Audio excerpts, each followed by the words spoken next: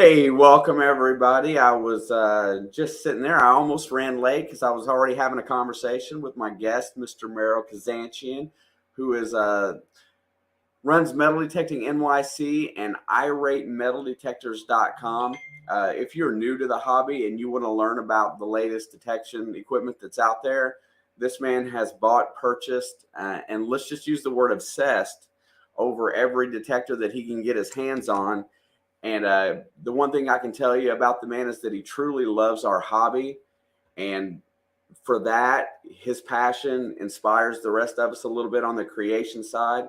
And today, what our topic of conversation is going to be about, we're going to talk specifically a lot about the last year in the metal detecting as far as the manufacturers go, and what's going on, and what does that mean for everybody else, that's out here that may be just getting into the hobby, or somebody that likes to try new equipment. And so today I'm going to grab him and we're going to say hi really quick to everybody, and then we're going to get into it so that I have plenty of time to make sure that I get to ask everything that I want to ask today. So without further ado, everybody please welcome Merrill. Hey Shane, how are you?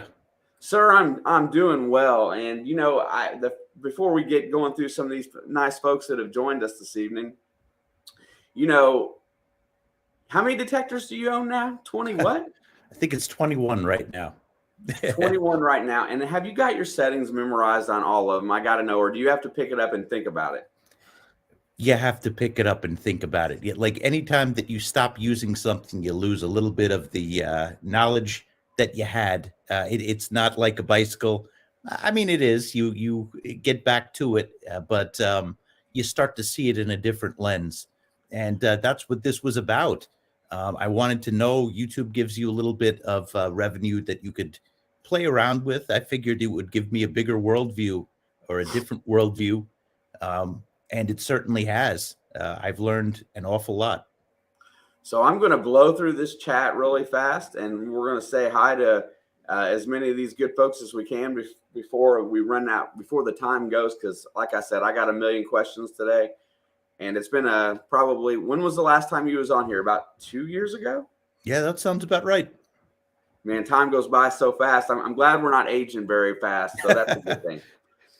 First of all, the first one I got on my list is Pete at Detect Dig Smile, and he says hashtag Monday Digs, and of course that's our Monday night premiere night where we all put our videos together to help grow our audience. Thank everybody that's a part of that. Brian B. Higgles. I know Brian, he's my digging buddy. He's close enough that I get to see him all the time. Relic Reaper Don, another one that's very close. Also, Mr. Steve, Stories Lost and Found. He was my first 1-year member. And also, Steve, just an FYI, your t-shirt is done if you didn't see the chat. And I will be sending that out tomorrow for being part of the Treasure Fam for 1 year. Iron Antler James, however you prefer it. Another one of my good digging brothers out there in Missouri. I go west a lot. I just don't get to go east all the time. You know who to dig with when you go east. Yeah, you know what? We'll talk about that too. New York City's a big, scary place for me, though. There is Miss Risha at Bone Dead Heathens. That's James's wife, if you guys don't know. Brockton Magnet Fisher's in the house. What's up, Sean? Let's see. Gonna get Burkles. Sarah Coat, I guess I'm going to, hopefully I'm probably blew that all up. But there's a shout out. He's new in my chat today. Everybody give him some love. He made an awesome knife for Brockton Magnet Fisher's dad. Please check that out. It's absolutely amazing. Sean will be glad to show you. Hit him up. Practical Ken is in the house. There's another one of my good Monday Digs buddies. Another good digging friend. There's a lot of people in here that I've gotten to dig with, Merrill. That's great. Honesdale Detectorist, what's up? Thank you so much. Keep on scrolling. Mason Merck is in the house. How are you guys tonight? Thank you very much. I'm trying to get through today because I'm itching to go, man. Miss Mandy at Mandy's Candy is in the house. Thank you so much, dear. Somewhere in Ohio, welcome. Thank you for being on tonight. Also, did you turn the thing on to broadcast? I didn't. I just have never done this before. Oh, if you want, you're more than welcome to. StreamYard offered a feature that where your guests can broadcast to their audience if they so choose. So I've turned that feature on for my guests. If anybody wants to just turn it on and share onto their channel and hopefully pick up some watch hours. I know a lot of people are after those. I don't think Merrill needs any watch hours though. I got you, buddy. Let me try to figure this out. You go for it. Backbreaking Metal Detecting is in the house. Thank you so much. Coming Out Swinging is in the house. Thank you very much. Frederick Romano, how are you doing, sir? Nice to see you. Says hello to Merrill. I'm sure you've seen him in your chat before because I think that's the first place I came across Frederick. Lucky James Eller, what's going on? Thank you. Chris, the Wicked Digger's in the house. Hello, hello. Miss Connie Barnes, hi. How are you, sweetie? I'm fast today. Let's see. And that's okay if you don't get it to work. I just was curious to how well it would work and see what it did. I'm just worried it's going to go to my art channel, but let's see. Oh, does it say? Oh, well. If people start asking for self-portraits and stuff, we'll know. I've disappeared from that one since 2015. So if this is my first video there, they're gonna they're gonna lose their mind. That's no. okay. They're gonna be like, who is this guy? Yeah. There's the man, Carlos Dogstar Blazers in the house, aka the Mole. Yes, sir. What's up, Carlos? He sent me some of the coolest. I got some of his stickers and one of those hats that he wears. Dude is he's got a career in videography if he so chooses. No, that's one of the best people I ever met right there. Yeah, him and I get along very well. Pigeon Blood Ruby, what's going on? Are we live, my dudes? Absolutely, we're live. I saw Autism Mary. I think I just shared to I shared to something. So I don't know if this is live on my channel now. Who knows? So I'm not sure how that's going to work for this chat. If we'll see all of it, I know I will be able to see it. And I'm pretty sure Merrill will. But oh, there it went. Something popped. I just saw the notification. So I'm not sure how that's going to work. Hopefully we were able to control the chat, but hopefully we just get out enough good information for everybody tonight and we all have a good time. Muck and Nails is in the house. I better hurry up because it's blowing up. Mark Henninger, what's going on, Mark? Thank you very much. I appreciate you. And I'm going to scroll down just a little faster because I believe it's getting ready to change. Fox in the Ground is in here as well. Joe Dirt, Looter 8. Thank you, guys. Metal Detecting Northwestern Wisconsin. Welcome. Says, yep. Hey, Merrill. It's on my channel. There you go. See, it worked. So there you go. Maybe you'll pick up some watch hours tonight, Merrill. Sounds good. Sounds good. It's always good. Let's see. I'm just going to get a little faster here because I know it's going to change. Marvin Huff. Thank you. Thank you. Fun with Dirt. Welcome. Miss Grandma Kelly. Welcome. Thank you so much. And Mary, here's my resident sarcastic person. They have stuff for that itch. I know they do, Mary. I need it. All right, I'm going to cruise just a little faster because we're almost to the bottom and I can get started. You guys are awesome. Thank you for hanging out. And the chat's blowing up so fast that I can't get to the bottom. Ninja Detectorist, welcome. There's one there. I'm not sure which format that is. I see a little symbol on the YouTube. I think it's yours. I'm going to guess that that's what that means. Woodland Metal Detecting. Treasure Charger Rich. Here's another one. Metal Detecting 714 says, evening, Merrill. He's one of yours. David Frazier, welcome. Thank you. Let's see. Okay, I'm just learning how this is going to work so the next time I do it. 54 Cal, greetings, everyone. Rob Covey, greetings. Thank you. Okay, we found some of your people, Merrill. Here we go. So I'm going to go ahead and skip on further down to the bottom here and go ahead and get started because it will be absolutely all night trying to keep up with you folks.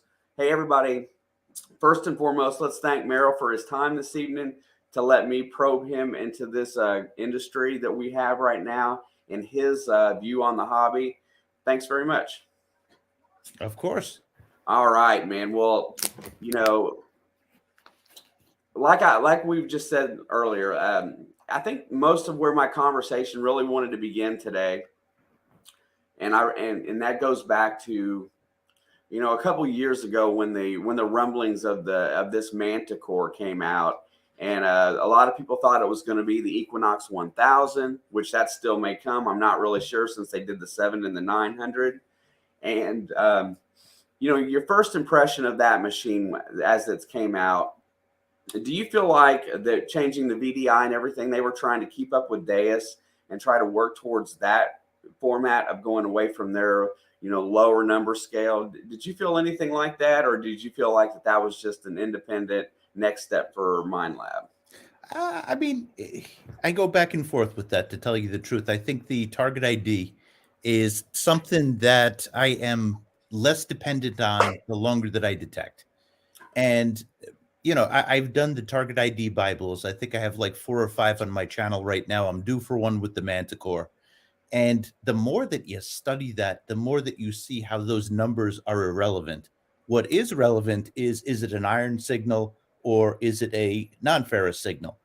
And knowing that helps. And you know, there's things that they throw in there. I love the enhanced audio, which is really, yeah, I don't want to say Deus invented it, but perhaps they perfected it. And you know, that seemed to be something that was borrowed from them, where you could really hear the size and with practice the shape of an object. I think that that was a great addition. But you were asking about the target ID. Um, yeah, stretch it out. You know, I guess with some clad, you know, you can kind of tell what you get. And I don't know. I just think that there's so much variance, even with the same types of objects. But you see it a little bit better when it's stretched out to 99 versus a scale of 40. Right. So I've been an avid fan of Nocta Macro since the Impact came out. I had it. I skipped the Amphibio. I skipped the Amphibio because I saw your disgust with it, but it has its place. The Amphibio and the Impact are both still really solid machines. It's kind of really strange how they work, but you know, I over the last 5, 6, 7 years of being in the hobby, I'm more prone to the sounds as well, or to the sound, not the number and what I hear in between the iron. I'll skip over really fast to the Legend. I do all metal mode on the Legend because I don't like where gold sometimes hits, and it you know, gold. I've had a gold stud earring hit at 8, and Yeah, it would and get I rejected. and if you don't go into all metal mode there or have it in one of their preset modes, it rejects that signal. And I want to hear the iron. I love the ability to turn down the volume of the iron. So I just have the iron at a low grunt so that I hear it when I swing over it. And then I dig just about everything. But the main point you made about, I think that you made about the Legend is that it loses BDI on depth pretty pretty rapidly. It seems like I noticed that, you know, anything over 6, 8 inches that I'm losing, my number is dropping quite a bit off the VDI. Where, like, say we'll just use not a quarter so much, say a dime signal is standard like 45, 46. Sometimes I'm down around a zinc penny range when I get down that deep with it. So it drops VDI a lot. Is that your finding with that machine? And elaborate just a little bit. Yeah, absolutely. You lose. I mean, if you are somebody who depends on the numbers, and I would definitely recommend that you do not depend on the numbers. If you are, you're going to be lost with that machine. But it gets you in good habits. You could somewhat understand if it's conductive or non-conductive target, and you know, if you commit to dig the conductive targets, you know, you'll do fine with it. I remember the silver that kind of threw it off, and it was ringing up at 14. There was a lot of other stuff that was going on in terms of it being in a New York City park. I'm referring to a video that I did that I think it's called "We Stumped the Legend" or something like that. But my friend Jeff had his Equinox. I had a Legend. We used same size coils and such, and we went to a New York City park, and there was one signal that the Legend could not get, and it was a silver dime that was pretty deep, and it was surrounded by iron, and that one, it beeped. It was around 14 when we did get it, but there was so much other stuff in there. It just was not a clear signal. And, that one really sticks out in my head with that. Getting stuff at depth with that detector, yes, you'll get it. But in terms of getting a solid ID on it, I mean, everybody knows the deeper the target, the less reliable it is. But it's like a standard deviation beyond with the Legend. When you get the deep target, you're absolutely ready for that deep target. I thrive on them. I love farm field hunting more than I do park hunting, but that goes without saying that anything that's deep, you got to dig it regardless. So a little bit of drop of a VDI doesn't scare me so much. Quick shift there is that just a perception thing. Delec is probably the most passionate person out there for a metal detecting company that you'll ever see, and she's very defensive over her product and her company. I've seen where there's a couple lawsuits going around, and I seen one in Western Pennsylvania. I saw that minelab had sued them for something. I didn't quite read into it a whole bunch.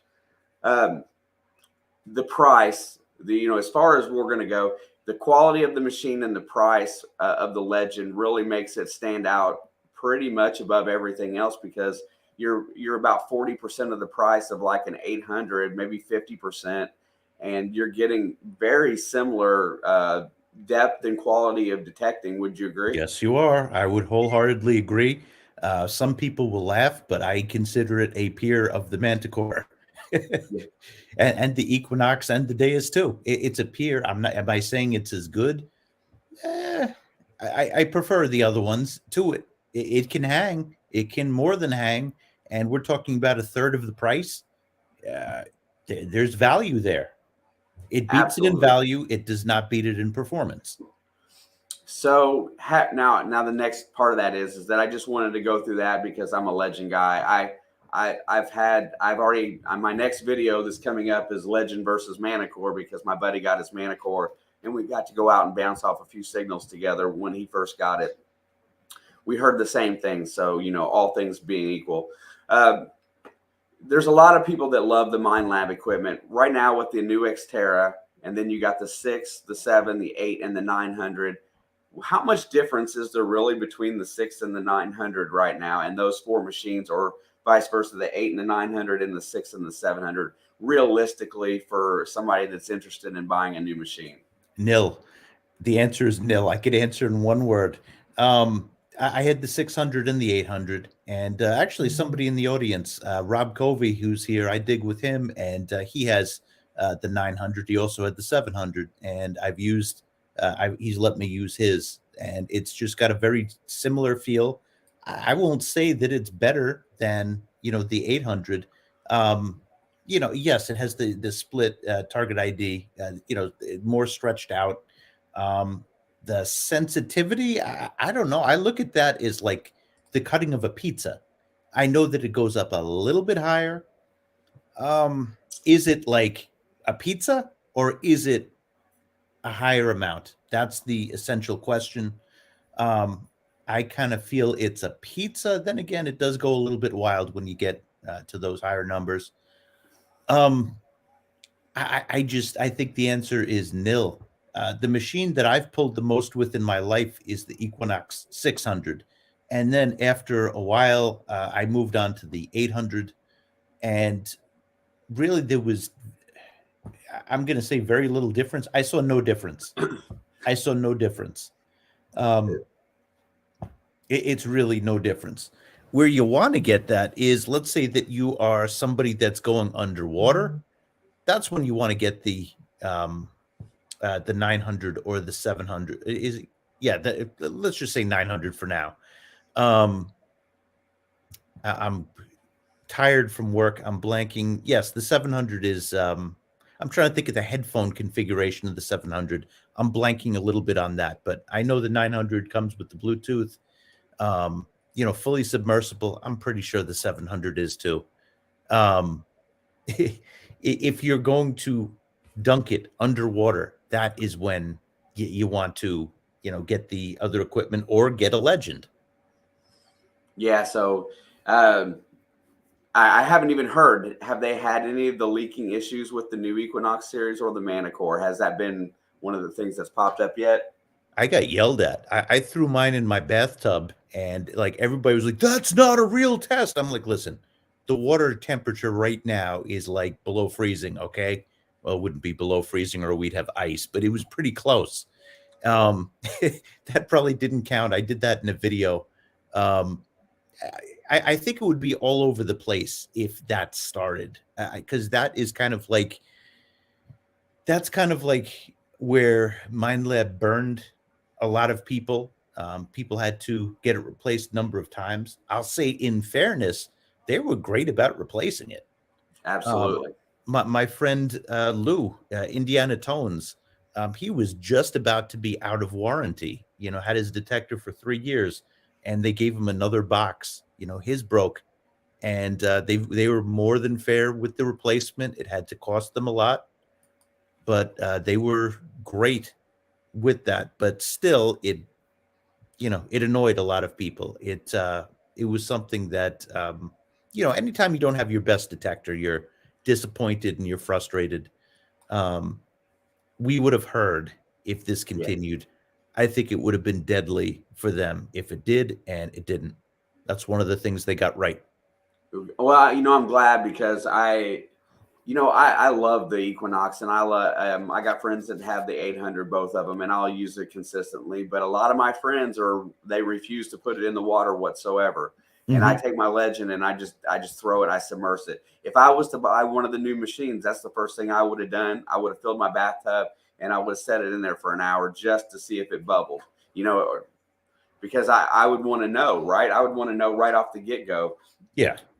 especially since they had such a hard time. And I assume that they fixed it.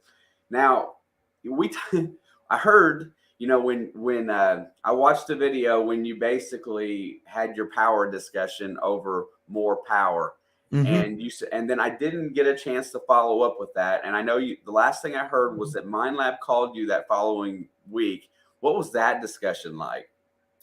They were great. To tell you the truth, I felt really bad because you know I I believed everything that I said. I really, really did, especially after getting that insert to the box, and you saw the power levels uniform all the way down. And we had done the research.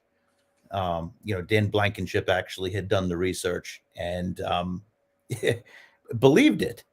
And I'm an artist, a visual artist, and there's art critics out there, and it's always annoying because like you put your heart and your soul into your work, and you got people that bash it. And you have to be objective, and there's a function to that. There's a need for that, but it's still annoying to people who absolutely worked so hard in creating it. And I spoke to them, and it was the chief engineer from minelab, who, because I'm after a long day of work, I'm blanking on his name, but great guy. Oh my god, this is, somebody put it in the chat. I spoke to him, and he's the guy who's the main guy at minelab right now. And he basically was saying, no, there is that much power that goes into the ground. And what I say, what I believe right now is it's not equating to much more depth. I do believe that there is more power that's going into the ground. And where you can see that, where it makes sense to me, is when you use the manticore around power lines, and you get the EMI issues that previously, like you put the Equinox by the power lines, there's all sorts of problems. Manticore, it's like those power lines don't exist. And Wow. yeah, that's due to having more power. Another person who's really influential to me, who's really taken the time to speak to me about his views on building metal detectors, is Georgi Chosev from Nexus. And he was telling me about power and how that would affect EMI, and that's exactly what I saw. Um, so yeah, I do believe that they have more power. Nobody's forcing me to say that. I said all along in the original video, which I took most of what I had. I think the only thing I cut out was where I was like, "Minelab is a liar. Shame on Minelab," or whatever the heck I said. But pretty much the original video is like still there, except for that, which I cut out. Minelab was kind to me, and I kind of felt like a jerk, to tell you the truth, because I didn't want to be that person trampling somebody's art. We all love minelab, all of us. I think we're thankful to minelab. We're thankful to Nocta. Even Garrett, raising the bar, making it, we're thankful to that. I called out, or tried to call out, what I truly believed, but I said all along, if it turned out I was wrong, I'd say I was wrong. I think I was wrong. Well, that's kind of nice to hear. I mean, but you know what?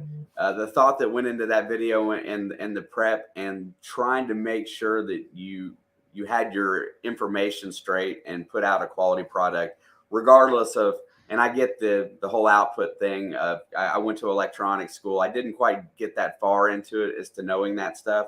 I ventured more into high voltage, but I was really curious because when you was talking about the max output that it was allowed to have by the yeah, I get That whichever. was the gain that we got from it, that there is a cap, and that how much it affects things, you know that's a whole nother story. But that is a gain that we got out of that.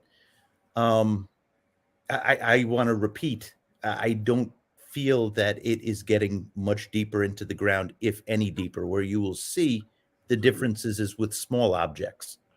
Right. You'll go deeper on the smaller objects, but it's just, I don't know if it's multi-frequency that is just, it's so good.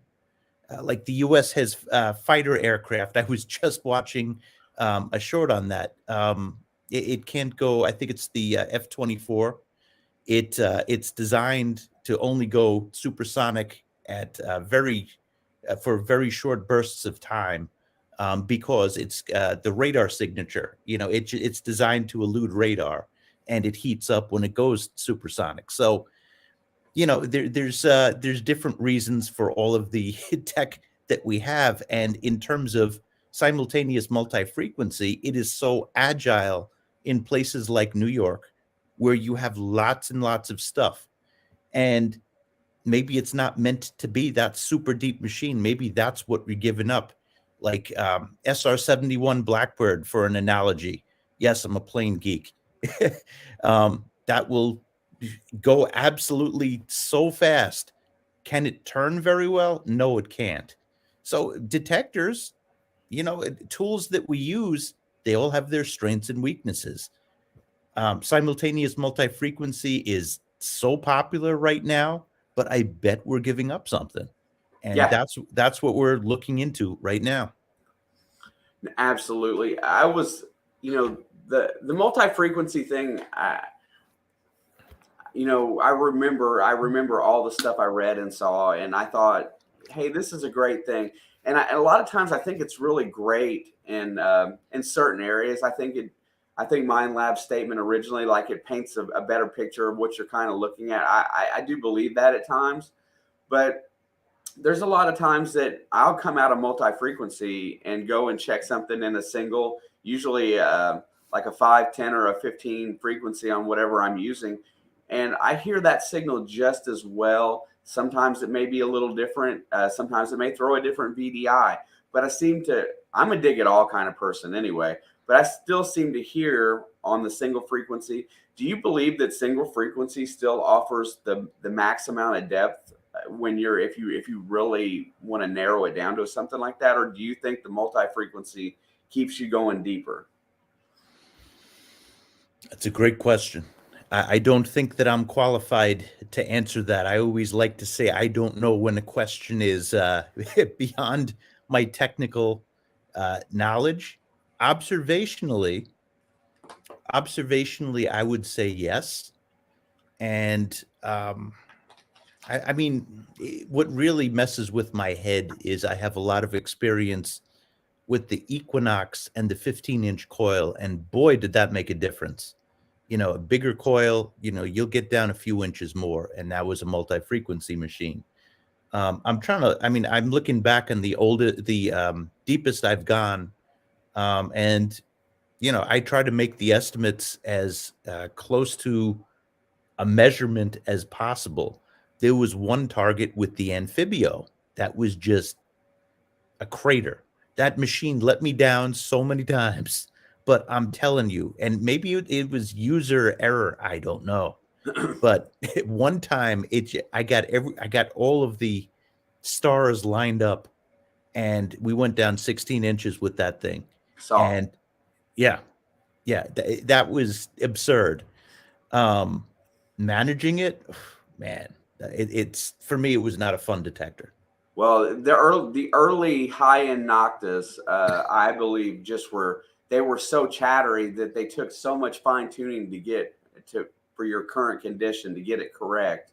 I think my Impact has like 12 different search modes, and there was a deep mode on there that was specific, and I took it down to my park here, and it drove me absolutely nuts. I wanted to throw it away. And Yes. then I realized that that's why you get an adjustable machine, because you adjust it to your surroundings.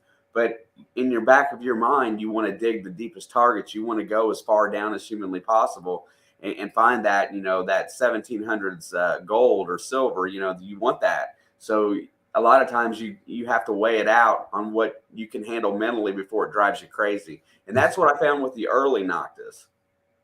That's a great observation. That's an interesting one. I was reading in a magazine. I've bought a whole bunch of old treasure hunting magazines from the 70s, some even dating back to like the 60s. And you see some interesting articles there. It was the early days, and people looked for the type of ground, a specific type of ground that was like really hard packed. And of course, maps, they're talking about maps, you know, coming into play.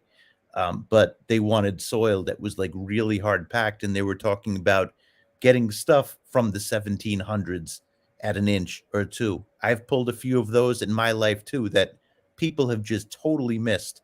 Or maybe it was, plowed of some sort, tilled, whatever, and mixed in.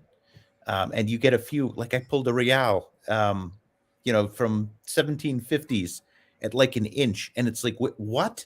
What just happened? That could have been mixed in, but they looked for that really compacted dirt, and that's consistent with what I've seen. I started digging a lot later than when the times that they were interviewed in and recommending that. But I think that there were a few undisturbed pieces that were just high up there in that compacted dirt. My husband has a Manicore. He's still debating about selling it. He is finding stuff with it. He just isn't sure he likes it. He's been detecting for 40 years. That's an interesting point, Bells. Right now that's supposed to be, as far as if you want to spend the money between it and the Deus 2, you can't get any higher. I'm really curious to what he's looking for in a machine, because I feel like when I played with the Manicore, I felt like it was very stable, and I did it. And everything I wanted to hear with it, I heard. Kind of curious to what he didn't like about it. And Jason, we're going into lower end detectors now, because that's the next big battleground and metal detection companies. My Simplex is so comparable to every other thing that I have. I got a new guy started with it. I'm going to get to detect with him some this year. But that Simplex, I heard deep targets. Now it loves iron a little bit more than the new ones. That it doesn't separate as well, but it separates side by side really well. and for $250, it's been a great buy. A little bit, I don't know much about it, and I've only seen a couple things. Where we stand on what's the Xterra look like, and how is it going to affect the field of how's it going to affect the game of metal detecting? Because for $260, what all does it have, and what do you know about it? That was a evil move by minelab right there. I mean, evil in the business sense, like logical. I think that they were going right after the simplex with that one, and they understand that people like it, the basic user understands frequencies that if you have a low frequency, it's going to be better for the high conductors and such, and larger objects, and gold, it's high frequency, and small, and you know the basic user understands this, and being able to switch, hitting that to what the simplex brings, which is essentially what minelab has done. They threw the flashlight on there to say beep you to sorry if this is a family show, to Nocta, which is, there's a clear rivalry going on there. It's essentially matching it and throwing something else in there. It's great for the consumer, but man, this is becoming an intense rivalry right there. So, in my best estimation, I feel like that that Nocta basically said, "Hey, my simplex is just as good, if not, I'm not going to say better than in its current form than the Vanquish series. They didn't feel threatened by the Vanquish series whatsoever. It doesn't seem like." And then I heard Dalek, when she come out and she called minelab out on not going back to single frequency, yada yada yada. I laughed at all that stuff too.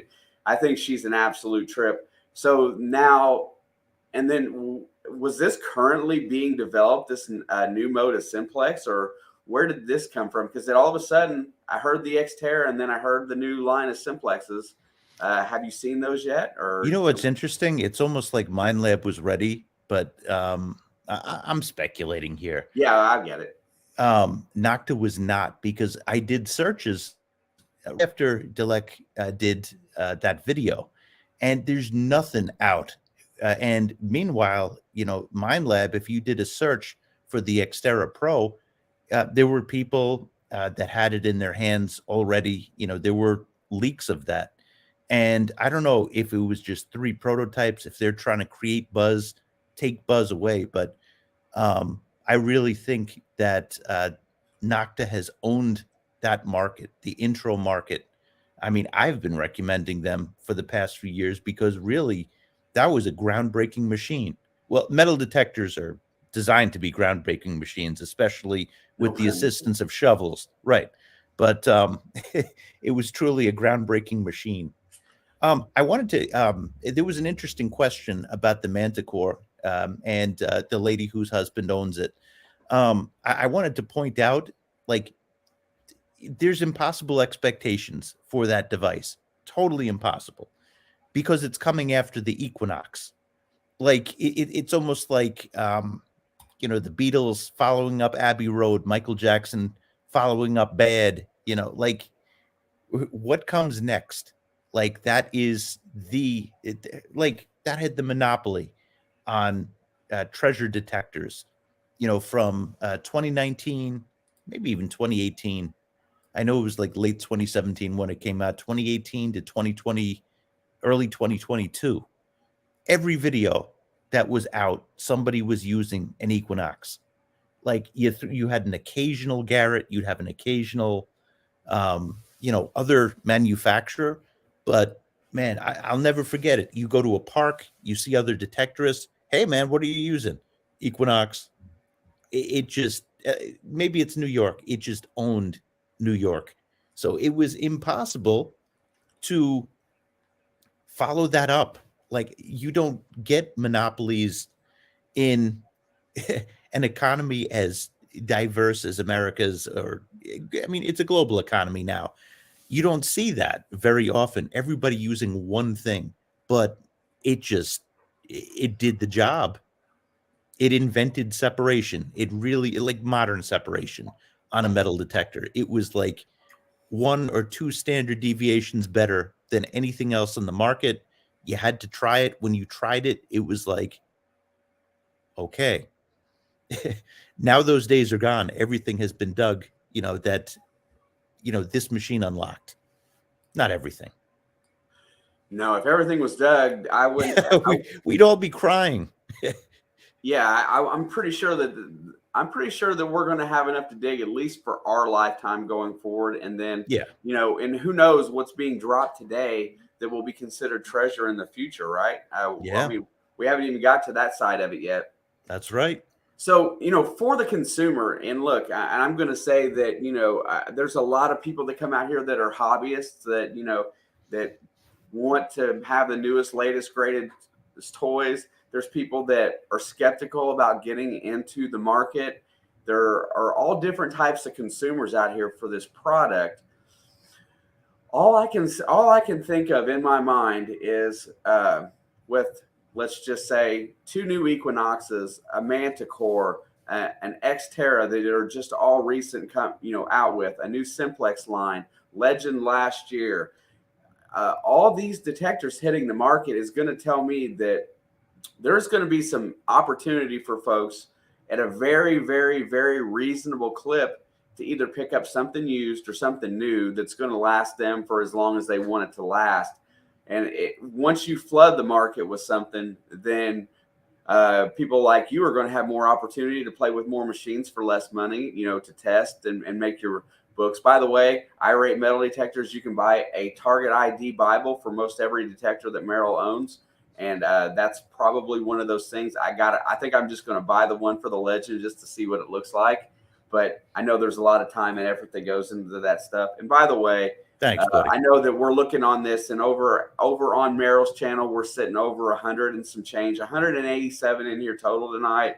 I appreciate each and every one of you for taking the time out and listening. I know there's 40 in my side, and that's more on his side, but that goes to his popularity. But I thank you guys for showing up this evening. If you want to address a question, just tag my name in it if you want something asked, because we've still got a little bit of time left that we can go through. Do you see? I mean, maybe New York's a little different. Do you see, like pawn shops ending up with a bunch of metal detectors and the price going down? No. I think social media, Facebook Marketplace is a big one. eBay and such. That's really where, I don't think New York has any remaining detector shops in the city. There was one in Brooklyn, and it closed like during the early pandemic, and it exists, I think, through phone calls, like a website and phone calls. So there's not really a place that I know of to get detecting equipment in New York. I always used Calico. I think highly of them. I think it's all internet nowadays. For sure. I'm just wondering what the outcome is going to be for the market flooding right now. Whenever you flood the market with something, there's going to be a lot of what's being traded in or sold for. Everybody wants something new. I'm just waiting to see all those used detectors because I like to play with stuff as well. Certain companies have been almost forced out of business because of Nocta and minelab's big push here lately. I guess only the strong survive in that aspect. Johnny's Corner asked, thought on the Vanquish series as a beginner. I took a Vanquish and gave it to one of the people in my chat has a Vanquish, and I helped her set it up, and that she was digging in a very trashy area, and I notched out just a few targets just to get her going. And Bone Dead Heathens is in here tonight, and she's done very well with her Vanquish. Right next to her husband, who uses the minelab Equinox 800. So that's a great detector. You had a lot of playing with the Vanquish on the beach. How is it as a beach detector? Great. I think separation is really not an issue on the beach. unless if you're getting really down, like when the beach is down and low, you get a lot of iron because that's what people never seem to pull, unless if you're a relic hunter, and that, relic hunter on the beach does not really exist. So you Right. get this bed of iron when the beach is really low, and it could throw that off, no doubt about that. But for the most part, it's a great beach detector. Um, there's a difference, difference in depth, difference in separation, um, and utility. I mean, it's not, Vanquish is not something that goes underwater. Um, but that's what I recommend. It's the cheapest beach capable detector that's out there. Um, the lowest of the Vanquish series. So, it's a great start for somebody who wants to start on the beach. And I've always steered people to the Simplex for people who want to start on dirt. But now with the Xterra Pro, and I do plan on getting that, I have a feeling that's going to set the trend, set the pace. Yeah. So, the low end bar is going to be set pretty high going forward. I mean, that Xterra Pro looks pretty sweet. So, I expect Dialect to come back with a mad, you know, she's going to be in a mad frenzy to keep up with the Joneses. I think she wants to win so bad that she can taste it. And I think that's going to make for interesting. I just love watching that. There's so much competition over it. But, you know, I also remember the video you did about the parent company for minelab. Do you feel like they're in cash grab mode? Do you feel like that their overall parent company is trying to use this to kind of build itself back up, or was that just kind of speculative? No, I looked at the balance sheet for that one, and that is it's public information, and MindLab is essentially holding that company up right now. That's the cash cow in the business. That's the big, cog in the machine. Um, so there has to be some interest in that. They have to keep selling equipment, and I think that yes, they innovate. There's no doubt about that, but they also need to get a product out. And truthfully, where I see it, I love MindLab, but I think the value is in the Equinox more so than the Manticore, as I see it. Um, Target Trace is interesting. My friend Jeff loves it, and I respect his word a lot. I don't see as much value in it. I do see the value in the audio. Like I think that it has much better audio capabilities than the Equinox. Target ID, yes, is better, um, but we have that price difference. You got 1100 for the top of the line Equinox now versus 1600.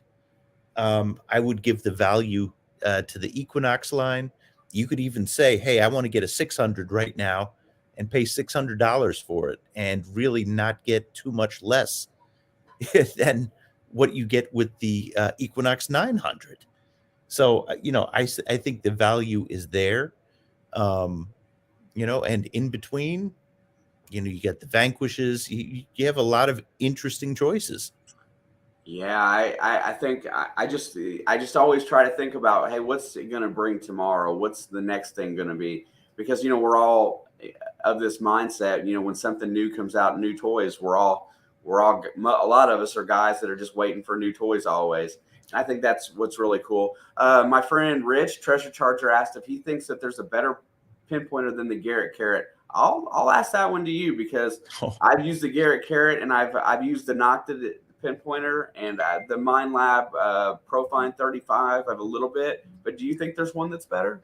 the honest answer is I've only used the Garrett Carrot. Is like the industry standard. It's what keeps Garrett going, perhaps. You're just so used to the Garrett Carrot. Um, I've spent money that some would say is not smart to spend. It did give me a more of a worldview, but it's answered a lot of questions for me. I didn't have the means yet to really break into pinpointers, especially with all of these new detectors coming out. So I've kind of stuck with the Garrett Carrot. However, what's interesting to me is anytime I do a lot of beach hunting, anytime I get it in the salt water, it forces, and I'm like, okay, there's got to be a multi-frequency pinpointer that can solve that. So that's the one thing I'll say is a negative about the Garrett Carrot. Yeah, I love my Garrett. I've had it. I actually my original one got left in a farm field. We had to go find it. I had to go hunt it out. I was in the middle of a 200-acre farm field. It took me. The guy I dig with is half blind, and he's the one that actually found it. So I don't know how that works, but it got ruined. It laid out there for too long in the cold. Mm. Uh, it didn't work after that. So I got another one, and I'm waiting for the Bluetooth capable one from Nocta for the Legend. That's probably the next one I'm going to play with. I'm Mhm. excited for that. I hopefully it's got a ferrous non-ferrous feature on it, but they're very hush hush about that. Do you? I mean, so I know that we've gotten through all these detectors. There's 4,000 new detectors out there right now. It seems like. What have you got? What do you got set for your plans for this year? I know you just said you're going back to teaching. So, what is your YouTube life look like the rest of this year? I want to travel.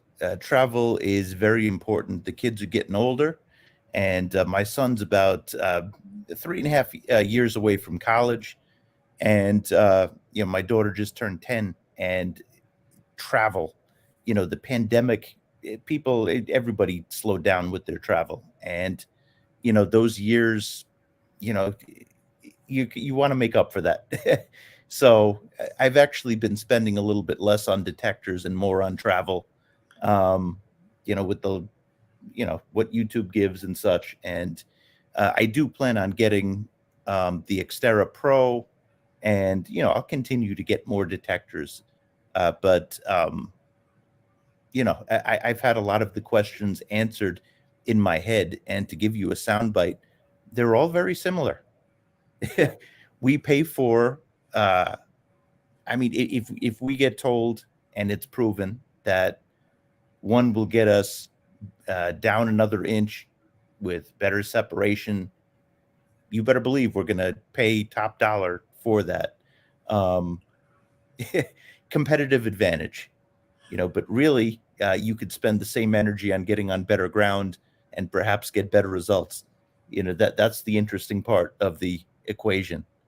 And Mhm. I don't think that minelab is done announcing new detectors.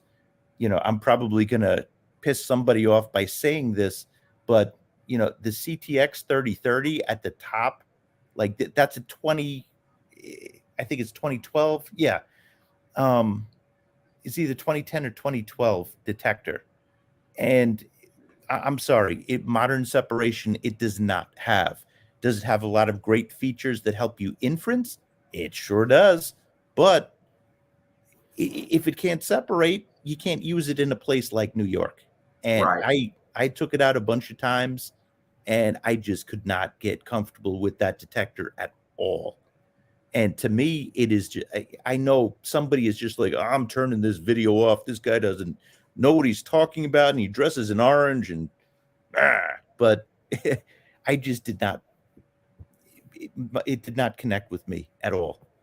Kind of like what you were saying about your early experiences with the Noctas, and you love Nocta, and I love MindLab, and I love Nocta. Um, it just could not. It did not work with my brain. Compare like going from the Equinox to that. It's like, oh my god, this is like several steps down, and that's its most expensive treasure detector, non-gold detector. Um, it doesn't make sense that something that is 11 years old, if it's from 2012, is their most expensive detector. We're going to have a replacement for that. I see the Manticore as more of a replacement. It is very similar to the E-Track. Yes.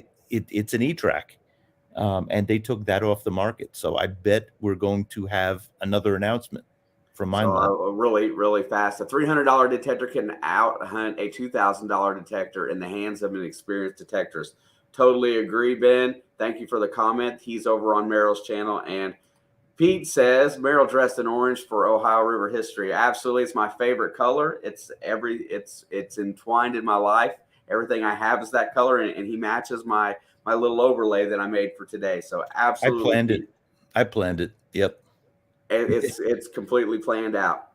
Um, you know what? One of the most interesting aspects of the whole minelab corporation and the changes as they've gone further along. Here's the question for you: do you think that when this next so-called CTX 3030 replacement comes out, do you think they will go back to the dual VDI, which was very popular part of uh, the E-Track and the CTX? Right. The ferrous number and the non-ferrous number. I remember that. I don't know. I don't. I never heard that as being very popular. If anything, it confused a lot of people. I get comments on, or I've read comments not just on my videos, but on other videos, like, why are there two numbers there? Which one am I looking at? And I think that what the Equinox did is you could really, it used to be you had to really dial up a detector and know everything about it. And in order to have optimal success, you had to say to yourself, okay, what is the ground like? And, what is the target that I'm looking for? And, factor all of these things in. Equinox is plug and play. You turn it on, you choose a mode, and you go. And other detectors are like that, but to a lesser extent. Equinox made it easy for everybody, and you could just rock with it. I think the two numbers, I don't know. I don't know if it would resonate. I know that some people believe that it was a lot easier to sniff out a silver signal with the dual VDIs, and that that you could guarantee that you found one. But I still always felt like it's not necessarily that signal; it's what's laying next to it, on top of it, underneath it. That's really going to change the way that works out. I don't know if that's actually the truth, but I know that the E-Track was pretty good at finding silver coins. So, any idea on the simplex pricing models? Haven't heard anything yet. I didn't No. either. Yeah. Wasn't sure. I saw that and found it kind of interesting. I'm trying to go through some of and you guys are going to have to pardon me, but I've never had like Meryl's channel is kind of blown up on this stream, and trying to keep up with this chat has been amazingly hard, and trying to get some questions out. Let me say this. So everybody check out Ohio River History. Give them a subscription. It is so hard to build a following on YouTube. Metal detecting, we got to all support each other. So please check out his channel, hit that subscribe button, and let's help each other grow. That's very important. I agree, Beach Junkies. Too much talking. Let's go swing. I can get a flashlight. It's fairly warm tonight. I know I'm going to swing tomorrow at some height, so it's going to be. I'm excited about getting out tomorrow as well. I mean, like I said, we're coming up on 10. We're not going to extend this too late tonight. But however, I'm going to open up a giveaway for, and I can't do it for both streams, but I can do it in mine. I'm going to drop an Amazon gift card here in the next 10 to 15 minutes, because that's about what time I close it down, at about 10:15. I'll get it set up here while I'm still talking to Meryl, and get it ready to go. But it'll just be a draw. So anybody that wants to swing over here and, like Meryl said, smash those buttons, I definitely would appreciate it. Also, anybody that's posting links in the chat, when you're in my chat and I see you, you're given the opportunity to be a moderator so that you can post. And I'm going to add another one right there I just saw. But, direction, you said earlier that you're going to update your website a little bit. Direction for what your plan. I mean, I know that giving away your plans for your channel is kind of it's kind of like monkey see, monkey do. But I know that you've really gotten into teaching about the detectors that we use. I know that you've really got into that side of it. What do you think is going to come? I mean, because you've actually blown, since I've been watching you, your channel has erupted, and it's because of how you speak to people. What do you think's next? I mean, where do you think it goes from here? I just do what my Rice Krispies tell me to do, and I put my ear really close, and I I don't know. I just get different interests over at different periods of time, and I'm like, let's test that, and I just go with it. For a while, I was like, yeah, let's do some unlocks with the videos, and we did that. We did some metal detecting rap. We did some metal detecting metal, which makes sense. We did some actual metal detecting. We did a show, Becoming a Millionaire Metal Detecting. We tried a bunch of different things, and keep it changing with honest interests is kind of the formula that I try to choose. Um, we're a small community, and my art channel was the early days of YouTube, and that reached 100,000. This will someday, maybe that's years down the road, but this is what I like to do. I like to metal detect. And when that happens, that happens. You kind of just like ebb and flow with the plot lines that are given. And having all of the detectors that I do, it's increased my worldview. It's answered a lot of those questions for myself. So I think just continue with that when I have a genuine interest in something. And I'm not saying I'm stopping with irate metal detectors or anything like that. This year, I want to go on trips, and I kind of want to see the world because, kids are getting older, and Meryl's getting older, and it's an important thing to do. Well, I will speak to the family side of that. Your kids are only young once, and then once they're gone, they're pretty much gone. They're going to start their lives and do their things. That little Gabby of yours, she's a pistol, and your son is he's grown up so fast. We've watched your kids grow up here, Yeah. so that's kind of cool as well. I Yep. I spent a lot of time last year myself on small trips, going out and digging with other folks. And I've had a blast doing that, meeting people. It's absolutely fun. I wanted to say really fast. I got to meet Charlie last fall at Digstock in New York at Heritage What a Relic great Hunters. guy. Yep. What a fantastic individual. I know I didn't get to speak with you very long, but it was a pleasure meeting you, and I enjoyed the time we spent up there. Also, Oh, Jersey Ray. Is Charlie here in the audience? Yeah, he's. Can you What's see up, the chat? Charlie? Yeah, yeah. Oh, Hey. can you see the chats I put up?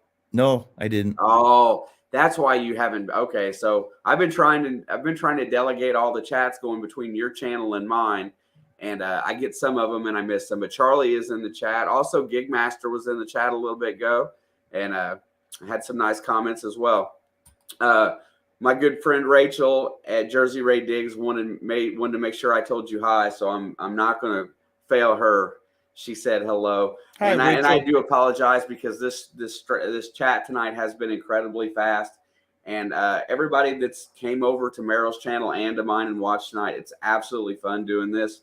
I did figure out a few things for myself because my quest for knowledge is always it's really high. I'm always curious. Uh, Bluetooth pinpointers. That's the next thing that's kind of rolling around, where hopefully they tie to you. The E-Track used to have a pinpointer that was attached to it, and you could hear the E-Track signal within that pinpointer. I asked the question to the Nocta representative at Digstock if this detector was going to be similar to that or this pinpointer. Do you has your quest for knowledge, do you have any idea what you think's next in the pinpointer world? I have to enter the pinpointer world is the honest answer. I haven't gone beyond my orange Garrett carrot, and it works. And I you only have so much resources out there, and little people about to go to college and all that. And I'm like, no, let's talk yourself down with the pinpointers. But perhaps someday, I rate metaldetectors.com is growing, although it looks like crap right now. I have a little bit more to go. And then been planning on, um, introducing it, as I get everything written. always something to do. But yes, in the future, I would love to do pinpointers too. Just we are not there yet. Yeah, I I'm a big fan, because that's the biggest problem sometimes with, places that I choose to dig because, I'm in the Ohio River Valley, and there has been a ton of history, as far as going west. It kind of went where the water went. It was really easy for travel. So I've got my fair share of good opportunities out there, but most of the places that you dig when you get down near these areas of water, it's just so compacted with trash over the years as well, due to flooding and just litter and whatnot. So uh, I always found that the Garrett pinpointer sometimes was a little too strong, because I'll chase the wrong target in a hole. I'm really hoping for something that makes my search time in the hole a little bit faster. I'm always trying to. I feel like my day is, the more targets I dig, the better chance I have of finding what I want. So I want to be efficient with my digging, and I'm hoping that they make something to do that. Uh, you know, what is left on your bucket list to find? I know you haven't found a gold coin. I know that's got to be high on your list. Do you go out deliberately digging every low tone you can find, trying to find that gold coin? Um, I get like there's some targets that I admittedly will pass over. It's not many. Um, and I somewhat regret them whenever I do. But there's some that it's just like, and it's actually larger targets because I'm like, this is New York, that's a soda can, and it could be that I passed over a horde of something, but that's the inference that I chose. The coin that is driving me absolutely crazy is um, what is it, Cap Bust or Liberty Cap? The silver dime. I know there's another era even before that, but I haven't even gotten to that. I found plenty of seeded. Um, anything Cap Bust or whatever the hell it's called. Yeah. Well, you know what? Once I find something in that era, I will investigate a little further. Liberty Cap, Cap Bust, Drake Bust, those are all right there. I I don't see them, so I don't know. I can tell you when I find a seeded. I found a few. I'll tell it today because it'll come out soon enough in a video. I can't remember when, but I actually found my first flying eagle penny, All which right. that was huge on my list because something that's only in production for a couple of years, That's and right. it's in that old, you don't know if you're ever going to find it. And so that's my big bucket lister so far for this year.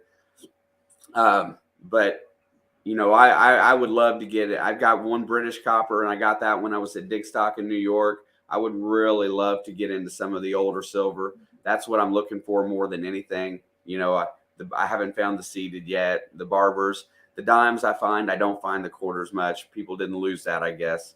Those are things that are still high on my list. Um, the house, how is do you rent the house pretty consistently? Does that work out for you? Yeah, until the hurricane, it did.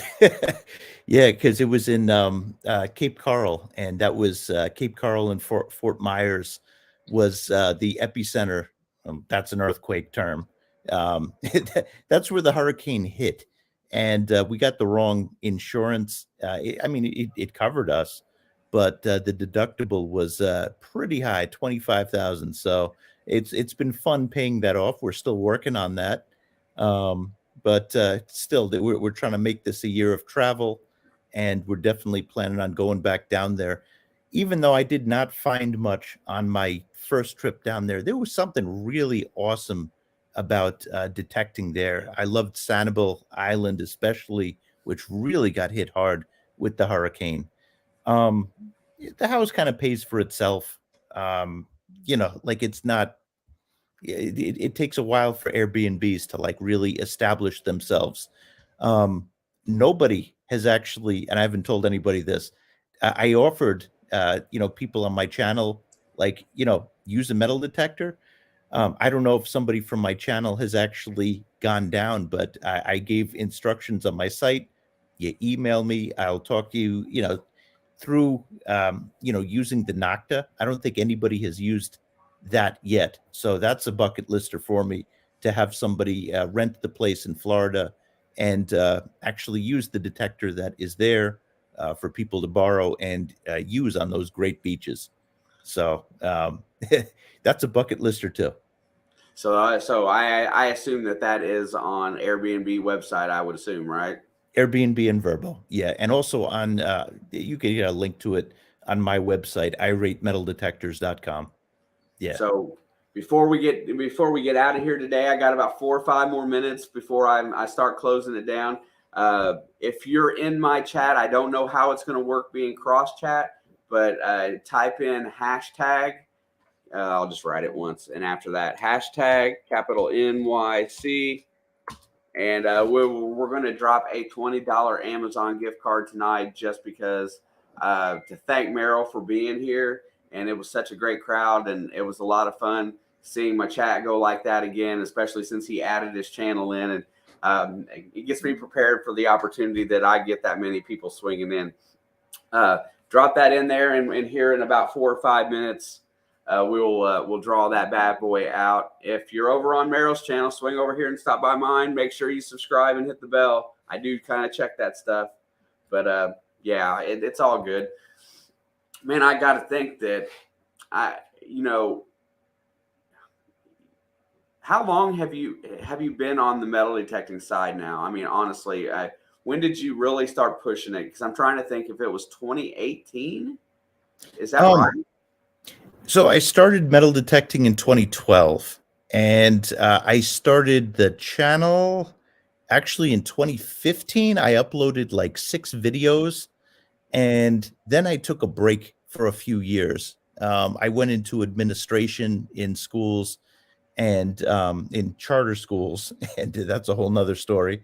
And I was like a director in a school, so I kind of took a break from all YouTubing during that time, or part of that time. 2019 was when I really was like, yeah, I need to do this. And I started uploading in 2019, like, consistently. And yeah, so I guess I've been doing it for 4 years now. Yeah, I don't know where I caught on, and it's probably because my search after a few of the big early channels, I started going around, and I think that's how I found your channel. I loved your channel because that if when you did premiere a video and there was always interaction, and that was one of the inspirations here, is because I like the interaction with other people. I like meeting people. I've made so many lifelong friends from this community that it's not even I've got more brothers and sisters now than I could have ever hoped to have, and that's just because there's a lot of people in here that are very like-minded.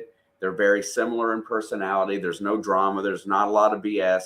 I give everybody moderator status, and we have no problems in my chat ever, and that's a tribute to the type of people that come in here. So thank you guys for that. But the community aspect has been the absolute win for everything.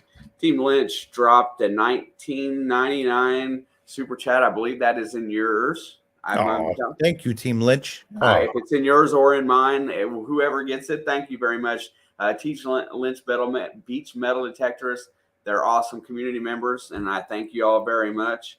I have 46 entries into the Amazon gift card, and I'm going to draw that off here in just about 2 minutes. So if you guys want to get into it, you have to be in my chat on my channel, I believe, because I'm not sure how this new interaction, but guest destinations by StreamYard on paid accounts is awesome, because now Merrill got to see his audience tonight, and I got to see some of his audience, and it was really fun seeing how they interact with him, even though he didn't get to see none of the chat today. So I don't have my glasses on anyway.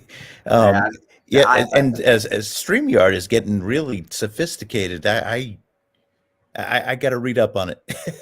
It's simple. It's very easy to interact. You can make whatever you want to make for it. I tinker with some of the stuff, but they're making it more and more group orientated.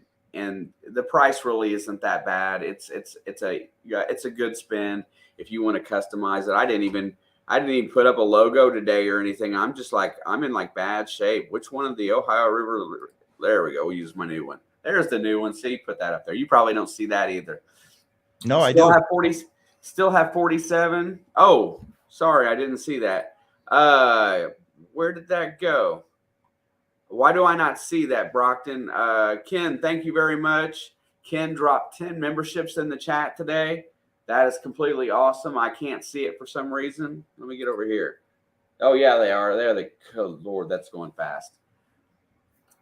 I'll give everybody another minute because I need to get this thing rolling. I've kept Merrill long enough today, and then we will draw this bad boy out. Oh, there we go. There's a few new peoples in here. Metal Detecting Northwestern Wisconsin. Please feel free to share your channel in here. And also, now let me get to it. Oh my gosh, it goes so fast. Richard Smart. There we go. Thank you, Richard. Jason Fogel. If you have something to promote, you're willing to promote that in here as a moderator. And then Ken dropped 10 more memberships. So be sure to enable memberships on your channel. It says allow gifts in the chat. And that is completely awesome. I see a few people that are picking them up right now. Excellent, everybody. I'm going to give you one more minute. I'm going to get this stream. I'm going to get set up here. We have 48 entries. I don't think we're going to get too many more. Gutvinsky, thank you very much. I appreciate that. Share screen. Get this up here really fast. There it is. Let's see what this looks like. There we go. Hashtag NYC. I'm serious now. As soon as clock goes over another minute. Oh, and with that being said, when the winner is drawn, there's 2 email addresses going by at the bottom of the screen. Hit me up at either one of those. All I need is your email address to pay you your gift card. It will be delivered online and ASAP. 51 entries. Anybody? Charlie's in the house digging it back. Hey, Charlie, thanks for stopping by. Charlie, I think, had an interesting take on the Manicore, as I think he ordered one from one of the companies, and I think, if I'm not mistaken, I think he saw it like in a Dick's Sporting Goods before he got his or something. I'll have to hit him up on that. I know that there was some dilemma from the pre-orders and some of the people and some of the bigger places that got them. All right, we're going to draw at 57. It's getting ready. The clock's getting ready to tick over one more time. I want to thank you guys for all being here tonight. I'm going to draw this out. I need to know that you're in the chat, or I will draw somebody else. So here we go. 3, 2, 1, go. Good luck, everybody. Who's it going to be? AU Diver 79. AU Diver, are you still in the chat?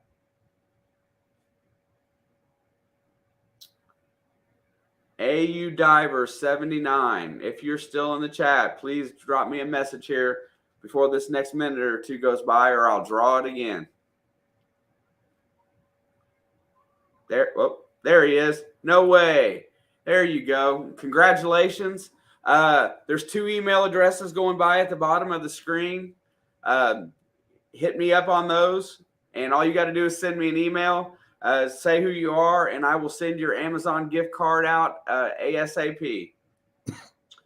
Teresa Treasure Hunter, hello. Nice to see you. Let me get the share screen stopped. Hey, by the way, Meryl, thank you so much. I saw it in the chat earlier. Somebody said you look deathly tired, and I know it's probably fairly late. It's these natural good looks. Come on. Hey, it's called age creates bags. So we all get them in time there. 6 months to a year, I may hit you up to do this again. Sounds good. If you would hang out with me just for a second while I close this bad boy down. Everybody, thank you guys for being here tonight. I appreciate you. I look forward to seeing everybody on hashtag Monday Digs. If you don't know what that is, we line up creators from 7 o'clock all the way until 9:30. and premiere new metal detecting or treasure hunting videos every week. We hang out in the chat and we support one another. That being said, much love to everybody that came in today. Meryl, thank you again for spending your time with me. I greatly appreciate it. And I will see everybody next time. Thanks, everybody.